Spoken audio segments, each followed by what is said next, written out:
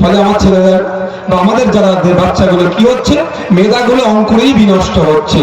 আর এদিকে বিপ্লব বাবু বড় বড় ভাষণবাজি করছে, এই কারেঙ্গা তান কারেঙ্গা।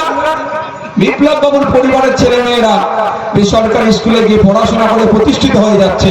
আর বিপ্লব বাবু জিন্দাবাদ যারা বলছেন, আপনার নামটা কি গো, সুকান্ত মজুমদার জিন্দাবাদ যারা বলছেন, তাদের বাড়ির ছেলে মেয়েগুলোকে অশিক্ষিত করছে সুকৌশলে। তাই আওয়াজ তুলতে হবে মায়েদেরকে আগে। 1000-1200 পরে হবে। প্রাইমারি স্কুলের টিচার কবে দেবেন সেটা বলুন। 1000-1200 পরে হবে। এলাকার স্বাস্থ্য কেন্দ্রের মান উন্নয়ন কবে হবে বলুন। 1000-1200 পরে হবে। রাস্তাঘাটের ডেভেলপমেন্ট কবে হবে আবার বলুন। 1000-1200 পরে হবে। এই যারা কৃষক আছে, আপনার পরিবারের যারা আছেন, তাদের মাসিক গড় আয় কিভাবে বাড়বে সেই আওয়াজ তুলুন। এই আওয়াজটা মায়েদেরকে আগে তুলতে হবে। আপনারা অবাক হয়ে যাবেন। এই বালুরঘাটের লোক, আমি তো মাঝে মধ্যে কিন্তু কলকাতায় সরকারি হসপিটালগুলোতে যাই। এখন আমার কাছে ফোর্স এসে যাওয়ার পরে বেশি পাবলিক সেরে ঘুরতে পারি না। আগে তো বাসে ঘাটে উঠে পড়তাম আবহাওয়া দেখার জন্য কি পরিস্থিতি। তো আগে বেশিরভাগ সময় আমি মাঝে মধ্যে কলকাতায় রাত্রে থাকলে পিজি হসপিটাল, SSKM, মেডিকেল চলে যেতাম। লোক শুয়ে আছে, বসে আছে, কথা বলতাম, দাদা কোথায় বাড়ি। আমি একটু মিথ্যে কথা ওই সময় বলতাম, আপনার কোথায় বাড়ি আমার পরিচয় দিতাম না, এড়িয়ে যেতাম। কি ব্যাপার, আমিও বলতাম কি প্রেসক্রিপশন করতে কালকে আমার রুগী আছে দেখাবো। কিছু করার নেই, সত্যটা জানতে হবে। মাস্ক পরে নিতাম, মাথায় টুপিও থাকতো, দিতাম না, আমি বুঝতে পারবো না বলে। এখন ধরা পড়ে যায়, সিকিউরিটি থাকে তো, আর সিকিউরিটি আমাকে ছাড়তে হচ্ছে। এগুলোকে পিজি হসপিটালের মতো, ক্যালকাটা মেডিকেলের মতো, চিত্তরঞ্জনের মতো বড় বড় হসপিটাল ওই সমস্ত জেলায় দেওয়া হোক। ওখানকার রোগীদেরকে কলকাতায় আসতে হবে না, ওখান থেকে ট্রিটমেন্ট করবে, এই দাবি করেছি। আমরা যদি আমাদের মধ্যে থেকে ভোট দিয়ে আগামী 26শে এপ্রিল যদি আপনারা খাম চিহ্নে ভোট দিয়ে পার্লামেন্টে আমাদের জনপ্রতিনিধিকে, অর্থাৎ আমাদের প্রার্থীকে জনগণের জনপ্রতিনিধি করে পার্লামেন্টে পাঠান, তারা গিয়ে যখন আওয়াজ তুলবেন, আমাদের অধ্যাপক মোজাম্মেল হক সাহেব পার্লামেন্টে গিয়েছি, সরকারি আসুক না কেন তার চোখে চোখ রেখে এই বালুরঘাটবাসীর জন্য এমস টাইপ যাতে হসপিটাল পাই তার জন্য আওয়াজ তুলবে। উন্নত মানের স্বাস্থ্য কেন্দ্র যাতে হয় তার জন্য আওয়াজ তুলবে। সুকান্ত বাবুরা অনেক কথা বলে, সবকা সাথ সবকা বিশ্বাস, অনেক ডায়লগ দেয় শুনেছি। আজকে তো এখানে আবার শুনলাম আপনাদের ইটাহারে আমাদের পশ্চিম বাংলা বিধানসভার leader of opposition Suvendu Adhikari মহাশয় আসছেন। উনিও এখন ঘন ঘন দেখছি সবকা সাথ সবকা বিকাশের কথা বলছে, কিন্তু দুঃখের বিষয় আমরা দেখছি সবকা সাথ সবকা বিশ্বাস শুধুমাত্র এটা নাটক ছাড়া আর কিছু নয়। কারো বিকাশ হচ্ছে না, সাথ দিচ্ছে শুধুমাত্র আদানি আম্বানিদের মতো কর্পোরেটদের, আর তাদের বিকাশ করছে আমাদের এলাকার দলিত আদিবাসী পিছিয়ে সহ যারা আমরা আছি, আমরা ক্রমশ তলানিতে চলে যাচ্ছি। ডায়লগ বাজিতে 1 নম্বরে আছে। আসলে বলতে ট্যাক্স লাগে না তো, যদি বলতে ট্যাক্স লাগতো, মানে আমরা কি বিভিন্ন জিনিসে ট্যাক্স দিই, এই কথা বল যদি ট্যাক্স লাগতো, সব থেকে বেশি ফাইন কার নামে হতো জানেন? সব থেকে বেশি ট্যাক্স কে দিত জানেন? কে? মমতা দিদি তো দাদার পরে পরেই চলছে। সর্বপ্রথম ট্যাক্স দিত, বলেছিল নোটবন্দির সময় যদি সুফল না হয় আমি চৌরাস্তায় কি করব গলায়, যিনি বলেছিলেন তাকে বেশি ট্যাক্স দিত।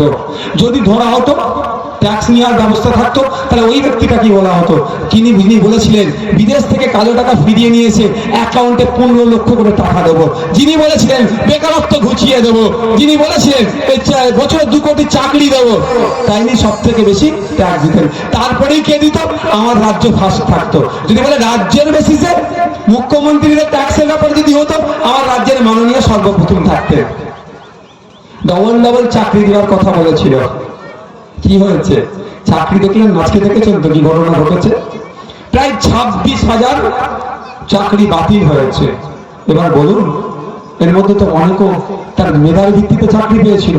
যদিও কোর্ট বলেছে 2016 ওএমআর শিটকে সামনে রেখে সেটাকে নিয়োগ হবে, কিন্তু এই কটা দিন যাদের যোগ্যতার ভিত্তিতে যারা চাকরি পেয়েছিল তারা কতটা লাঞ্ছিত হতে হবে। সবাই কি ভাববো আমরা?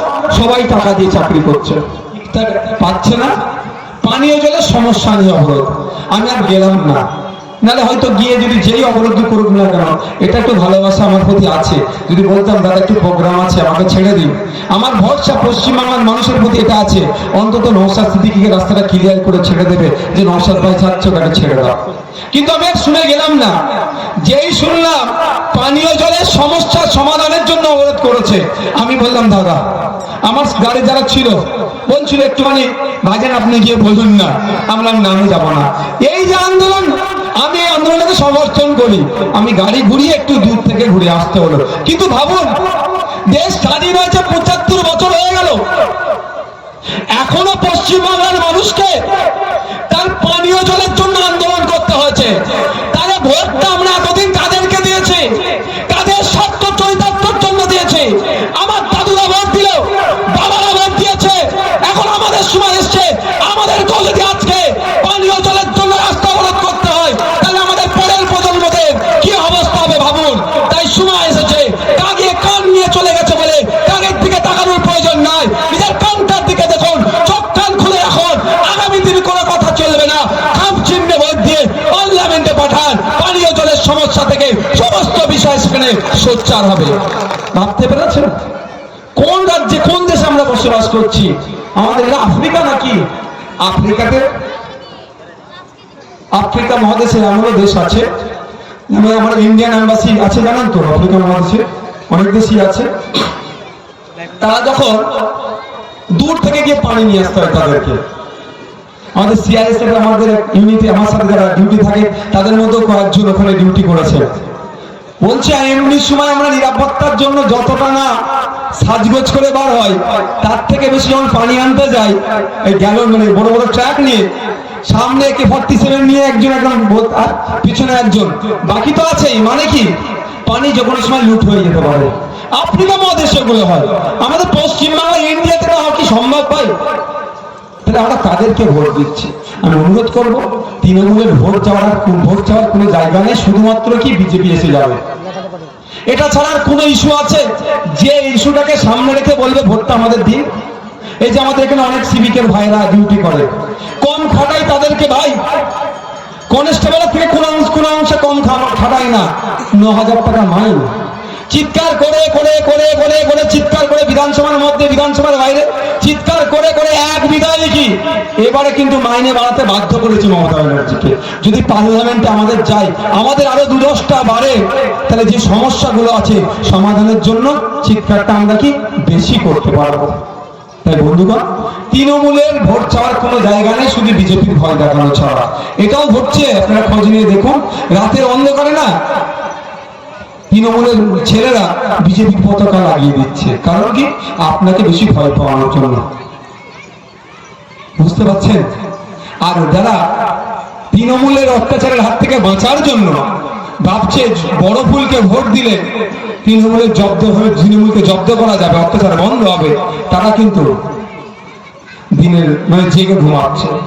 আপনারা দেখলেন এত বড় বড় দুর্নীতি হলো, সবাই আমরা কম বেশি জানি কালীঘাট কিভাবে একটু জড়িয়ে। ইভেন আমরা যখন দেখলাম ইডির একটা দল লিপস্যান বাউন্স কোম্পানিতে রেড করেছে, অনেকে দেখি ফেসবুকে পোস্ট করছিল, এবার যাবে দেখবেন ওই দিনকে আমার পোস্ট নাই। যতবার অভিষেক ব্যানার্জিকে ইডি সিবিআই ডেকেছে, সবাই বলে এবারই লাস্টে যাওয়া হচ্ছে, আমি কিন্তু পোস্ট করিনি, কারণ আমার তো একটা জায়গায় আমি ভালো করে দেখি খোঁজ নিয়েছি যে দিনের শেষে বিজে মোড় একে অপরের পরিপূরক, শুধু একটু মানুষকে বোকা বানাতে হবে।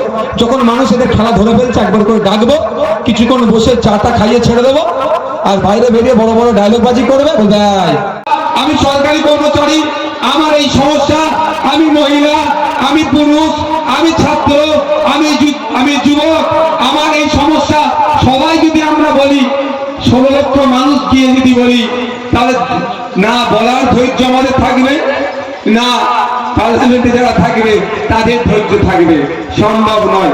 সেই জন্যই তো সারা ভারতবর্ষে ১৪০ কোটি অধিক মানুষ আছে, এই ১৪০ কোটি মানুষের মধ্যে থেকে ৫৪৩ জনকে আমরা ভোট দিয়ে দেশের আইনসভার মধ্যে পাঠাই। তাদের কাজ কি হবে? এই নির্বাচনী ক্ষেত্রের মধ্যে বালুরঘাট মানুষের যে চাওয়া পাওয়া আছে